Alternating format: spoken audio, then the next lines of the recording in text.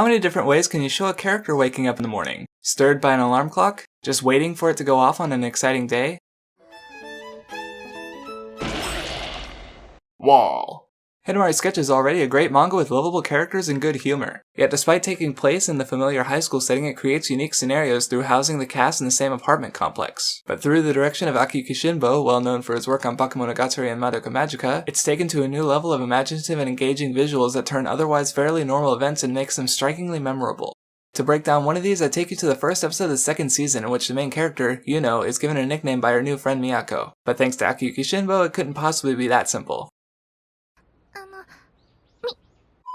ちゃん。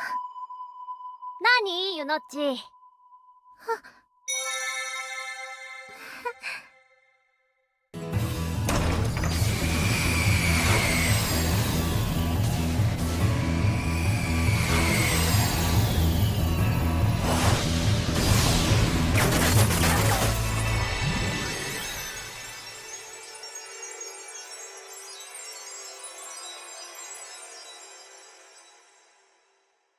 At the start of the scene, for the third time in the episode, we are given this shot of Yuno standing alone in a room.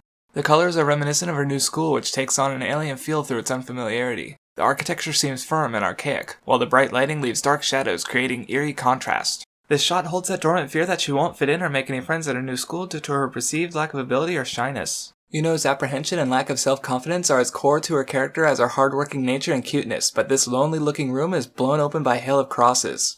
Each of the main characters has a symbol to represent them, and Yuno's cross comes from her distinct and ever-present hair clips. So ever-present in fact that you can see them no matter what direction you're looking at her from. But the reason that these crosses burst open the room is because of the nickname, specifically the addition of Chi, though the pronunciation is often a reference to the Greek letter of Chi. Not only does the nickname call attention to the hair clips, but it also hints at Miyako being smarter than her eccentric, carefree personality initially gives off. We then get flashes of Yuno and Miyako in uniforms, followed by